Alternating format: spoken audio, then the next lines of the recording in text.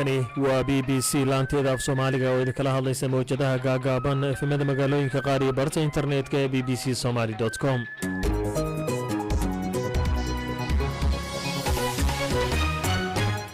subax wanaagsan dhagaystayaal, waa sabti 17 Sebtembar 2022 saacadda Afrikada Bari waxay tilmaamaysaa 7 subaxnimo. qodobada aad maqli doontaan barnaamijkeenani waxaa ka mid ah qoysas ay xoolahoodu abaaruhu kaga le'deen oo soo gaaray Jowhar iyo xaaladooda oo liidata. لما سنبدأ سوون مسوق الأوارا وقعدي لي وين قبل المال حاليا كمان لو نروح عياله إلى عبد الوحيد في معاصر جدا تاسوس عيني إلىكم درنا يحمك يريس أو طوالع أو سكرات بتاس إلى عبد الجيفات. madaxweynaha Soomaaliya oo madaxweynaha bangiga adduunka kala hadlay dhamaystirka deyn cafinta Soomaaliya. gudoomiyihii Garowe oo sharci darro ku tilmaamay qaabka golaha loo kala diray isla markaana sheegay inuu qareen qabsanayo. kana harimayo arinta tan waxaan sameeynaa lawyer baan qabsanayaa hadii dambi lacag nusashaa lagu helo ama lagu helo degmada Garowe markaa kadib cidiyaata lagu qaadaya laakiin hadii aysan jirin waxaan qabsanayaa lawyer kana hawlgalo hadii rabin. dagaal ay dad badan ku dhinteen oo dhaxmaray wadamada Kyrgyzstan iyo Tajikistan. barnaamijka waxaa soo saaray Ciise Xaaji Cabdullaahi iyo Cabdiraxmaan Xaaji Caddo ayaan la socodsiinaya.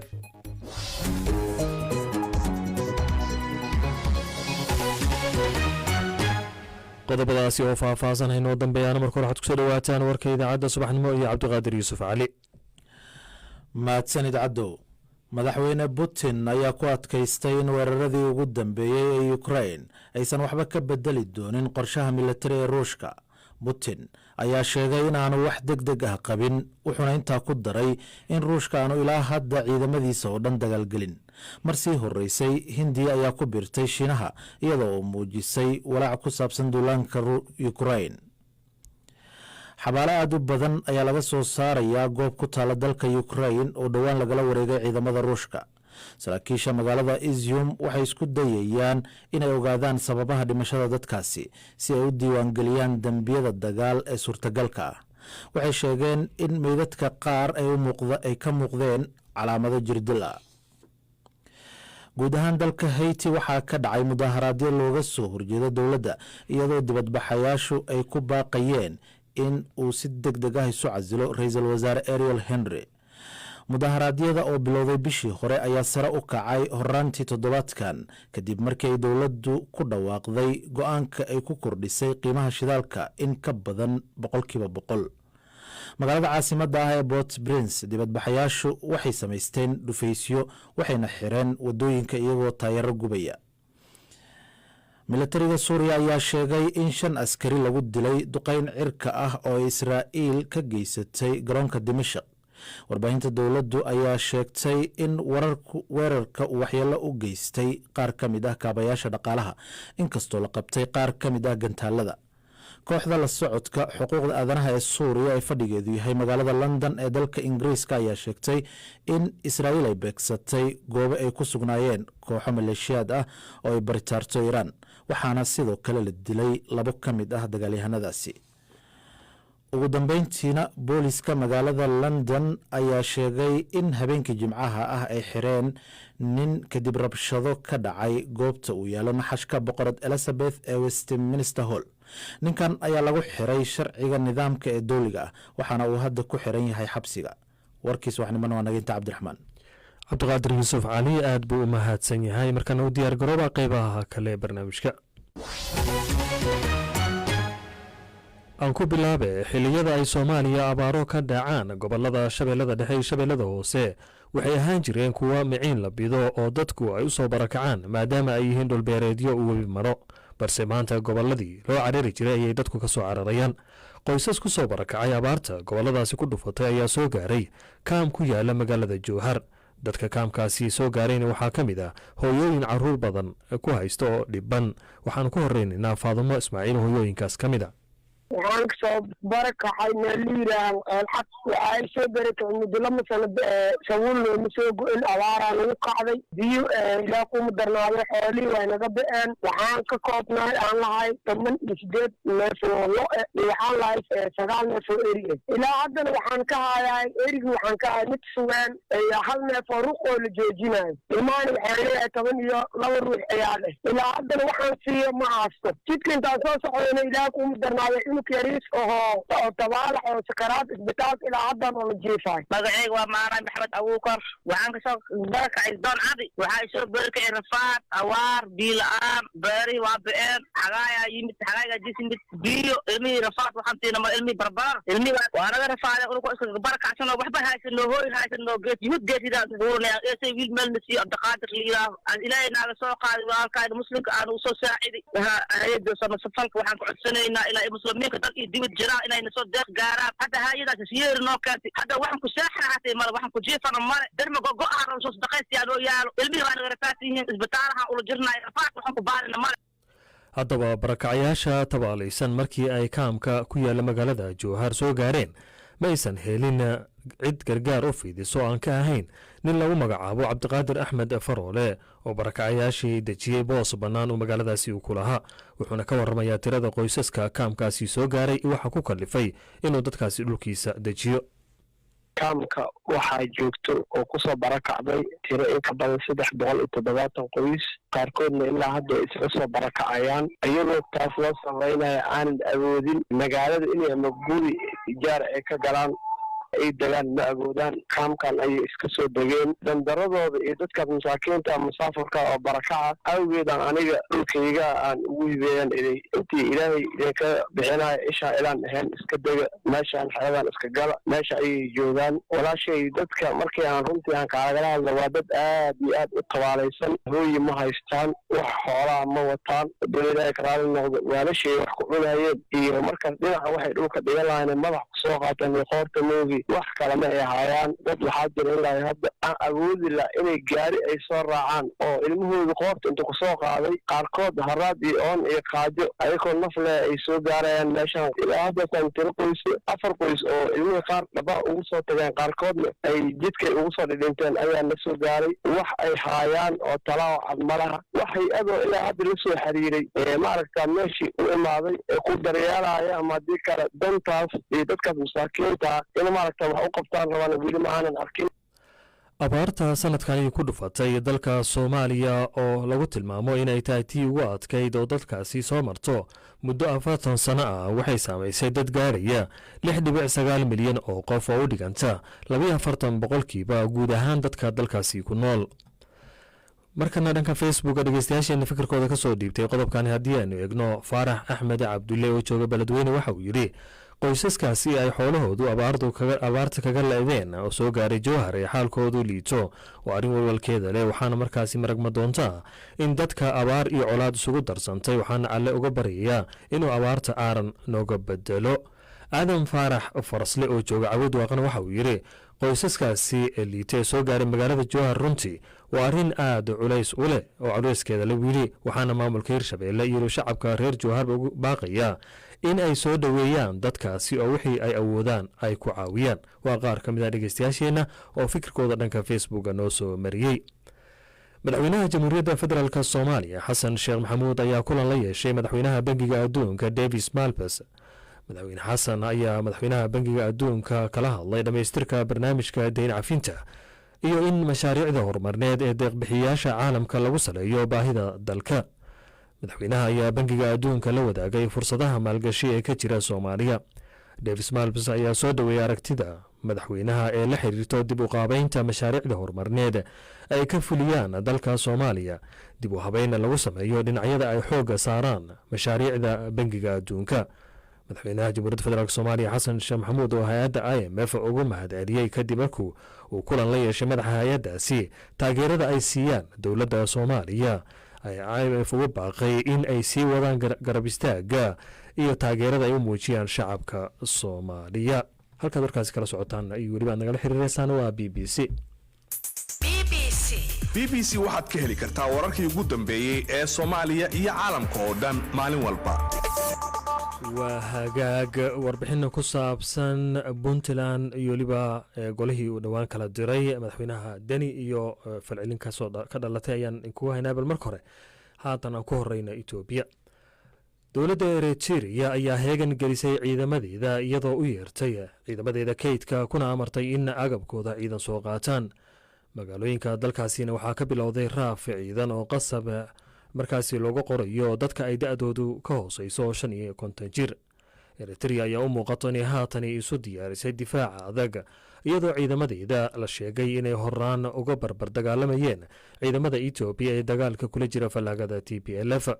waxaana go-aankani eritrea uu ku soo beegmaya iyadoo toddobaadyo waqooyiga etoobiya dagaal uu ka soo cusboonaaday dagaalkaasi oo u dhexeeyo fallaagada t p l f iyo dowladda dhexe etoobiya uu hogaamiyo abiy axmed haddaba faysal rooble oo ka faalooda arrimaha geeska afrika ayaa wax ka weydiinay diyaargarowga ciidamada eritrea ee haatan iyo waxaa keenay in ciidamada kaydka loo yeero khadka taleefonka ayuuna igu waramay waxaa keenay iyadoo hadda ku goosatay in ay dagaalka ka socda gudaha etoobiya marka hore way ku jirtay laakiin hadda si xoogan oo kama dambaysa ay uga qayb gasho weerar weyn ay hadda ku soo qaaday qaybaha waqooyiga xiga ee gobolkaas Tigray marka ciidamada kaydka in loo yeero wax sahlan ma aha oo dal markuu ciidamadiis kaydku yeeranayo waa inay arrin adag ay timaado marka maxaa markaa ku kalifay ayaa la oran karaa marka Eritrea waqtigan baryahaaba waxaa laga sheekeynayay tafatirna lagu sameynayay sida dhalinyaro xoogan oo dee dhalinyarada xoogeedii ay dalka ka qaxday waxaa la saadaalinayaa in aanay Eritrea haysan ciidamo ku filan oo u babacdhigi kara dagaalkan hadda ay Tigreegu la wadaan dhinaca Ethiopia iyo dhinaca Eritreaba marka in ay hadda u yeedhaan wax alla wixii ciidan soo maray wixii ka yar 55 jir da'daasa runtii waxay ku tusaysaa in Eritrea ay u baahan tahay xoog u dagaal xoogiina aanay hayn hadda marka waa arrin xasaasiya midda labaad waxaa la sheegayaa weligeedba Eritrea waxay ka baqanaysay haddii TPLF guulaysato inaanu Isaias sii jirayn taasna waxay ku dhalisay madaxweyne Isaias warwar aad u xoogan uu muddo dheer ka qabay qolada Tigreega waayahay marka waxaa la isweydiin karaa in dagaalkani ka socda waqooyiga Ethiopia u dhaxeeya kooxda TPLF iyo ciidamada dowladda dhexe oo Abiy hogaaminayo inuu yahay mid ahli oo gudaha Ethiopia ka socda Eritrea dagaalka si weyn bay ugu lug leedahay marka maxaa gaar ah marka Eritrea dagaalkan iyada uga muuqdo oo ay ka cabsi qabtaa walaal dadku waxaan ogeyn Eritrea iyo Tigray waxay kala ahaayeen TPLF iyo EPLF 1973 say u culuubeen dhowr jeer inta ay jabhad ahaayeen iyo intay labaduba dal noqdeen ayay isku dhaceen waa laba xoog oo isnacab Isaias wuxuu ka baqanayaa haddii TPLF noolaato ama ay soo noqoto inaanu isagu noolaanin TPLFna waxay ogtahay hadduu Isaias sii jiro oo isagii Abiy isku tollaadaan ay xulifo noqdaan in aanay dan u ahayn marka dagaalkan hadda saddex geesoodka ah ee aagaas ka bilaabmay waxay noqon kartaa inaanu joogsanayn ilaa la kala haro waayo colaado xun ayaa ka dhaxeeya marka Abiy oo ku degdegay inuu labada dhinac oo aad isku nacab dhex galo waxaad moodaa dagaalkii inuu weji kala yeeshay wejigaas oo ah in dal shisheeye ka ah uu dal kala dhex galo in Eritrea maanta ay ku milmato dagaalka sokeeye Ethiopia ka socda cabsida uu qaba ayaa ku keentay inuu arrintaas sameeyo marka ma waxaa la oran karaa waxaa jirta marka jabhad ka soo horjeeda madaxweyne Isaias Afwerki oo dagaalkani ka socda waqooyiga Ethiopia qayb ka ah jabhad weyn baa jirta colaad weyn baa jirta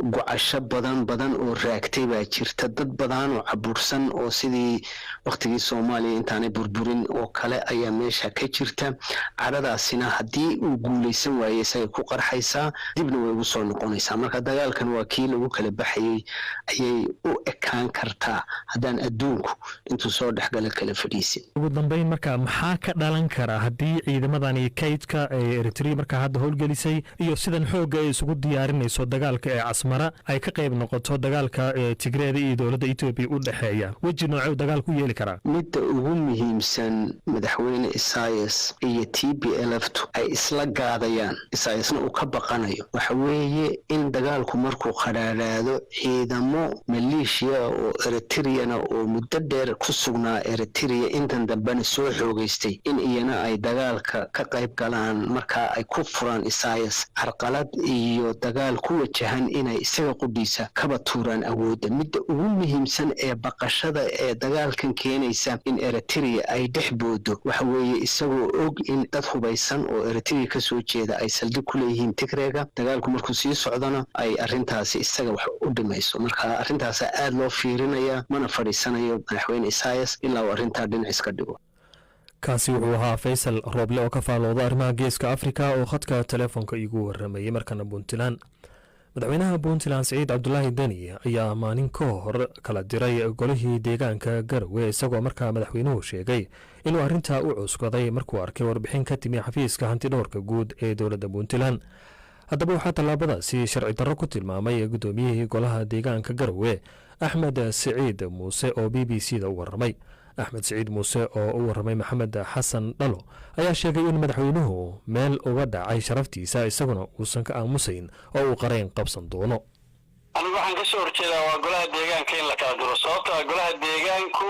waa matalayaasha dhabta ah ee degmada aniga xilkaygu muhiim maaha laakiin jiritaanka golaha deegaanku waa muhiim horumarka magaalada iyo mashaariicda socota iyo maaragtay talada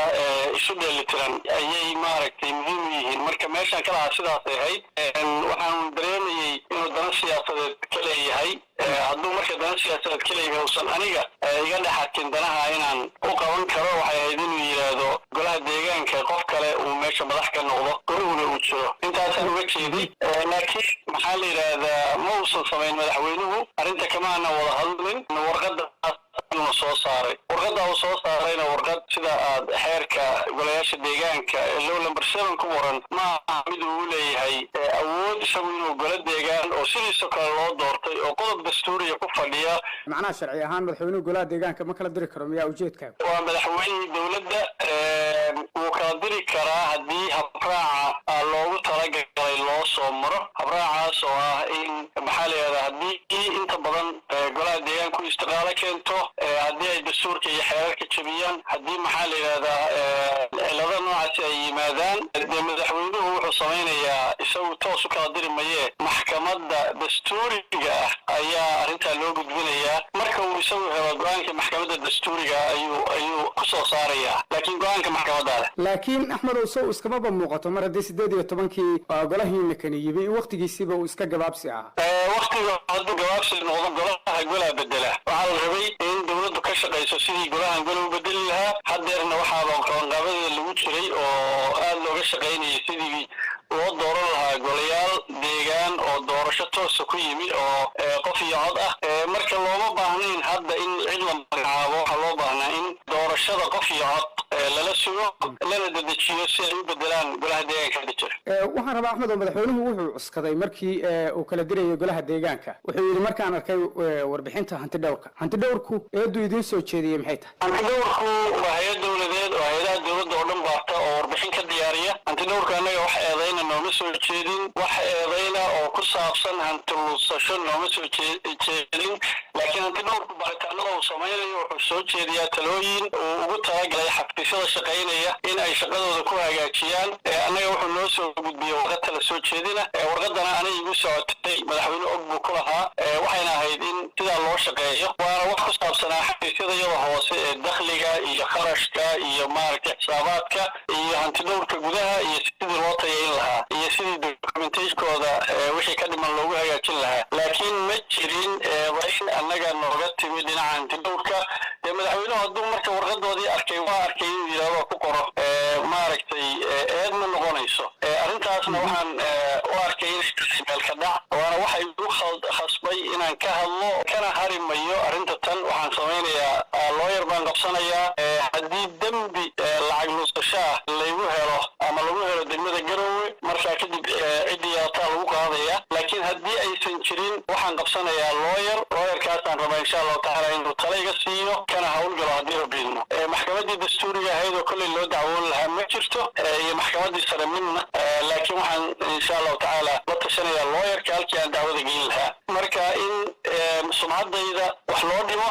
iyadoo aan wax dhawaaya ahayn arrintaasaan waxaan ahayd wixii aan qoraalka usoo qoray marka looyarkan aad qabsanaysid maxaa rabtaa inuu kaa caawiyo oo aad tirsanaysaan warqadda uu madaxweynuhu soo saaray waxaa ku qoran markuu arkay warbixinta hantidhowrka guud dee dabcan madaxweynuhu arkaa warbixinta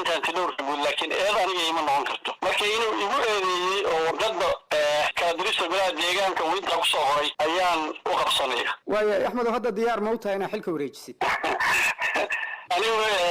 maxaa la yidhahdaa nin xil doona iyo nin xil isku dhejinaya midna maahi si kasta ha ku dhacdo waxaan anigu turayaa deegaankayga waxaan u turayaa dowladayda waxaan u turayaa kala dambaynta iyo habraaca waxaan insha allahu tacaala wareejinayaa xilka iyo weliba si qurux badan baan u wareejinayaa waana u mahadcelinayaa cid kasta oo igala soo shaqaysay muddadii aan xilka hay kaasi wuxuu ahaa guddoomiyihii hore ee golaha deegaanka garowe axmed siciid muuse oo u waramayey wariyaheenna markaas maxamed xasan dhalo dhegeystayaal hay-adaha maamulka puntland ee ay qusayso waxaan la sameynay xiriir si aan jawaab uga helno eedeynta uu soo jeedinayo axmed siciid muuse oo uu ku diidan yahay go-aanka madaxweyne deni balse nooma suurtagelin haddii aan wax jawaaba ka helnana hay-adahaasi idaacadeena dambe ayaad ku maqli doontaan hadduu allaha wadale idmo halkaad nagala socotaana waa b b c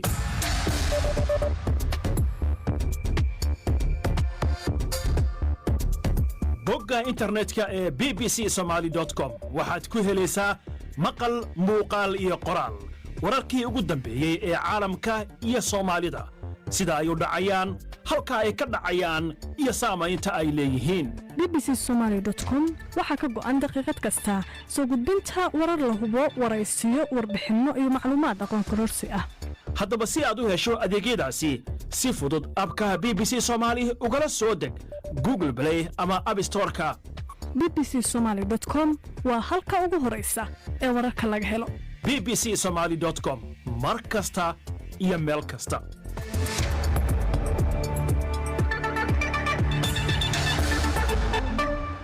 waa hagaag saacadda stuudiyana haatan waxay tilmaamaysaa 7:22 daqiiqo ah ciyaarihina way noo soo socdaan markana aynu aadno qaaradda iyo aasiya weliba bartamaheeda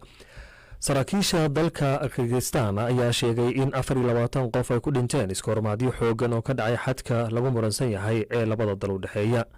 dagaalka ayaa u dhexeeya labada dal oo deris ah oo ku yaala bartamaha qaaradda aasiya inkastoo ay horey u saxiixeen heshiis xabad joojin oo markii dambe burburay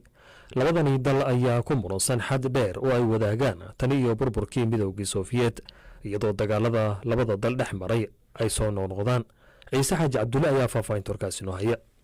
ku dhowaad 30 qof ayaa lagu soo waramaya inay ku dhinteen tiro kalena ay ku dhaawacmeen iskahorimaad ka dhacay xadka kirgistan iyo tajikistan dagaalada ayaa si joogta u dhex mara labadan dal ee ka mid ahaan jiray sofiyeetka kuwaasoo xuduudahooda uu muran ka taagnaa tan iyo burburkii midowgii sofiyeed ee USSR loo yaqaanay iskahorimaad cusub oo bilowday horaantii toddobaadkan ayaa sii socday ilaa maalinkii jimcaha inkastoo labada wadan ay ku heshiiyeen xabad joojin labada dhinac ayaa midba kan kale ku eedeynaya inuu bilaabay rabshadaha iyo inuu ka baxay heshiiska xabad joojinta ilaa 24 qof ayaa lagu dilay dalka kirgistan sida ay sheegtay wasaaradda caafimaadka ee dalkaasi marsii horeysay war ka soo baxay tajikistan waxa uu sheegay in ugu yaraan 3 qof lagu dilay halkaasi ku dhowaad 20 kun oo qof ayaa ka qaxay guryahooda si ay uga fogaadaan rabshadaha sida ay sheegtay hay-adda lanqeyrta cas colaadda ayaa dib u soo cusboonaatay iyadoo cabsi laga qabo in dagaal ba-an uu dhex maro labadan dal sanadkii 2021 dagaal aan hore loo arag oo labadan dal dhex maray ayaa waxaa ku dhintay ku dhowaad 50 qof ciidamada ilaalada xuduudaha kirgistan ayaa ku eedeynaya tajikistan inay fariisiimo ka samaysteen qayb ka mid ah dhulka lagu murunsan yahay si kastaba tajikistan ayaa iyaduna dhankeedu sheegtay in ilaalada kirgistan ay rasaas ku fureen ciidamadooda iyagoo aan waxba galabsan labadan dal ayaa waxay wadaagaan xuduud gaarayso 1,000 kilomitar oo u dhiganta 600 mayl hase haatee dhulkan ayaa in ka badan 3 meelood ah meel lagu murunsan yahay lahaanshihiisa ruushka oo xiriir dhow la leh labadan wadan ayaa soo bandhigay dhexdhexaadin wuxuuna ruushku ku baaqay tallaabooyin degdeg ah oo lagu joojinayo rabshadaha si kastaba xabad joojintu waxay dhaqan gashay 4 galabnimo waqtiga maxalliga ee dalka kirgistan ciise xaaji cabdulle aad buu u mahadsan yahay markana dhegeystayaal waxaanu jaleecinaa kaalintii ciyaaraha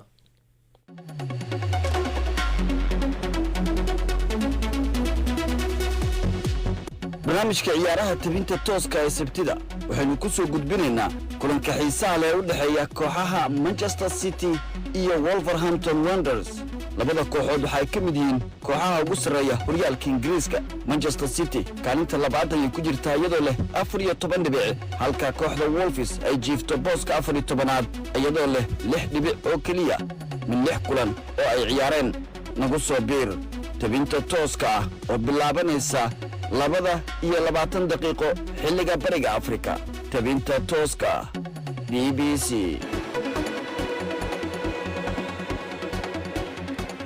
waa hagaag ciyaartaasi dhex marayso kooxaha Manchester City iyo Wolverhampton Wanderers oo aan markaas tabinteeda tooska idinku soo gudbin doono oo bilaamayso sabtida maanta 2:20 xilliga bariga Afrika ha u daymo la'aanina ciyaaraha kale ee caalamkan markaa soo noqon doona markana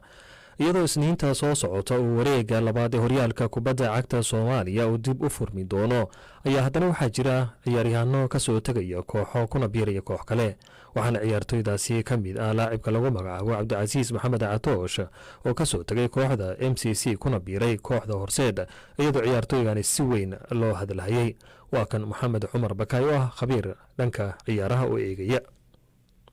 hadalhaynta ugu weyn toddobaadkan magaalada muqdisho ee mucaashaqiinta kubadda cagta Soomaaliya ayaa waxay tahay ciyaaryahanka magaca weyn ku leh kubadda cagta Soomaaliya ee lagu magacaabo Cabdicasiis Maxamed Catoosh oo weerar ka ciyaara ka soo tegista oo ka soo tegay kooxda MCC Manchester Club kuna soo biiray kooxda Horseed ka soo tegista oo ka soo tegay kooxdan MCC ayaa su'aalo badan la iska weydiinaya Cabdicasiis oo ka hadlaya sababta ugu soo tegay kooxdan MCC ayaa wuxuu yiri waxaan MCC ugu soo tegay ma jirto MCC kaliya heshiisayaan dhacayaalay shalay wanaaga ku saxiixay maantana wanaaga ku soo kala tagnay kaliya intii calafkaygeed ayaantaas kala qorneed Horseedna maanta jecel aniga u qaba aan ku imaaday insha Allah wax rajiya kooxda cusub Horseed inaan guulal iyo koob la qaado haddaba heshiis cinkii abu Cabdicasiis Catoosh oo kula joogi doona kooxda Horseed oo kaalinta labaad kaga jirta xagga dhibaca horyaalka kubadda cagta Soomaaliya adiga aniga waxa heshiiska oo la saxiixday inaa ciyaartoy maanta ay u baahan yihiin anigana maanta aan ku soo biiray koox magac iyo maamuus ku leh dalka iyo dibadda insha Allah waxaan rajeynayaa wixii ay u soo dhaweeyeen si ka qurux badan inaan maanta ayagana farsamadeedii iyo garaankeyga iyo awoodeeda inaan wax ugu qabto insha Allah waxaan rajeynayaa hadda waxaan ku jirnaa kaalinta labaad waxaan rajeynayaa insha Allah geemka dhow oo soo socdo inaan hogaamiyaasha noqono waxaan rajeynayaa weerarka inaan si aad u caawiyo weliba qadka dhexe taageerayaasha dalka dibadda meesha joogaan waxaan leeyahay jiray jooga insha Allah waxaan rajeynayaa inaan sanadkan kula guuleysto horyaalka kooxda Horseed ayaa la filayaa ciyaaryahanka inuu xagga weerarka wax weyn ka bedelo waana ciyaaryahan kubadda xariiftankiisa aad ugu wanaagsan Cabdicasiis Maxamed Catoosh oo ah laacib taageerayaal weyn kula magaalada Muqdisho ayaa kasoo tegay kooxda MCC waxa ay taageerayaal fara badan oo Manchester Club ay yihiin kuwa ka naxay oo aanay jeclaysan ciyaaryahankan Catoosh Cabdicasiis ayaa wuxuu ku soo biiray ciyaaraha kubadda cagta Soomaaliya sanadka markuu ahaa 2012 waxaana uu soo noqday kabtanka xulka qaranka kubadda cagta Soomaaliya sanadka markuu ahaa 2018 ilaa 2019 waana ciyaaryahan xariif ku ah kubadda cagta Soomaaliya Maxamed Cumar Bakaay Muqdisho maxamed cumar bakaay aad buu u mahadsan yahay bal markana dhegeystayaal aan dib idinkugu celiyay ciyaaraha Premier League ee maanta dhacaya Brighton iyo Wolverhampton waxay is arki doonaan Crystal Palace Newcastle United waxay is arki doonaan AFC Bournemouth Tottenham Hotspur sidoo kale waxay markaas wada ciyaari doonaan Leicester City dhanka kale Manchester United ayaa doonayso inay 3 xidig oo ay markaasi aad u doonayso la saxiixato inta lagu jiro suuqa kala iibsiga xagaagan ciyaartoydaasi oo markaa ka ciyaar daafaca midig khadka dhexe iyo waliba ciyaartooy ay doonayso inay ku dhisto amaba ay ku xoojiso weerarkeeda si ciyaaraha xiga ay ciyaaraha markaasi soconaya ay markaa guulo badan uga keento halka Man United ay dadaal ugu jirto inay dib isu soo qaabayso haddana waxaa la filayaa inay xagaagani ka tagaan ciyaartooy dhowr ah oo iyaguna qorsheynaya inay kooxo cusub ay ku biiraan waa hagaag idaacaddeenii subaxnimo noo soo bilaabatay saacaddu markay ahayd 7 inta ayaanu kusoo gabagabeynaynaa oo waxay noo ballanaa 2 duhurnimo inta ka horna waxaan leenahay sida iyo nabadgelyo